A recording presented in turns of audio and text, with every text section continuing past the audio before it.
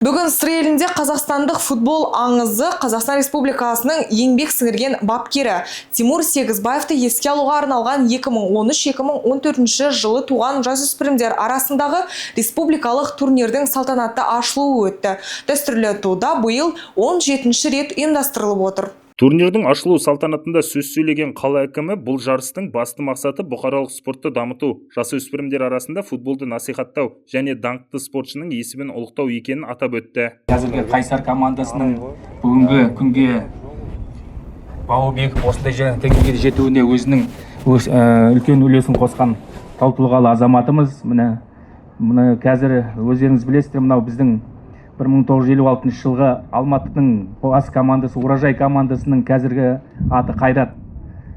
Сол Қайрат командасының атауын осы біздің сыр өңірінің даңғайыр диқан, еңбек ері, социалистік еңбек ері егде өркен. Сол атамыз осы Қайрат деген атауды командаға сол кісінің ұсынысымен аталған екен. Ол тарихты өшедегі ағаларымыз жақсы біледі деп ойлаймын. Міне сондықтан бүгінгі мынау өтіп жатқан шара Тимур Санжарұлының еске алуға алып жатқан шара, міне өзінің саналы ғұмырын осы Қайраттың сапында өткендіктен, бұның атауы да біздің ел үшін, біздің сырбайлықтар үшін ыстық болып көрінеді. Сондықтан бүгінгі мынау турнирді, еске алу турнирін ашық деп жариялаймын. Бүгінгі командаларға сәттілік тілеймін. Биыл Қазақстан футболының аңызына айналған Тимур Сегізбаевтың туғанына 85 жыл толып отыр. Даңқты доп шебері өмірден өтсе де, оның есімі мен еңбегі сыр жұртшылығының жадында сақталып келеді. Жарысқа еліміздің әр өңірінен келген жас спортшылар қатысып, бақ сынайды. Я, как игрок, очень благодарен. Мен ойыншы ретінде оған өте ризамын. Ол менің бойымдағы қабілетті байқап, талантты футболшы ретінде бағалап, жасым бұл балалардан сәл үлкен кезде Қайрат клубына шақырып, өзімді көрсетуге мүмкіндік берді. Бүгін бізде осында балалардың бойындағы дарынды ерте жастан анықтап, оны дамыту үшін жиналдық. Бұл олардың биік белестерге ұмтылуына жол ашып, бәріміз күтіп отырған қазақстандық футболдың жаңа жетістіктеріне негіз болады.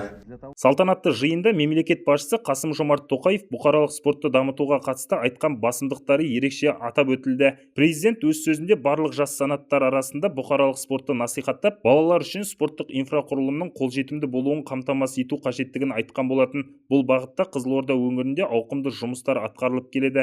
Қалада спорт алаңдары салынып, тұрғындардың спортпен тұрақты айналысуына барлық жағдай жасалған. Қайсарда ойнап кеткеніме 3 жыл болды. Және де бүгін Тимур ағамыздың жарысына келіп отырық. Қатысушыларға біз қазір арал қарсы ойнаймыз. Турнирдің жақсы өтетініне үміттенемін. Осы уақытқа қарай Қазақстан чемпионатына қатыстық. Тағы да осы қалаларда Ақтау, Алматы деген сияқты қалаларға баратын боламыз. Осы қазіргі чемпионат басталды.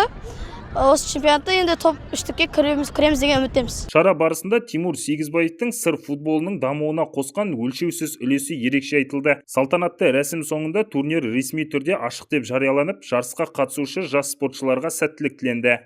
Ержан Смағұл, Ерасыл Тұрсынбай, Жеті Ньюс.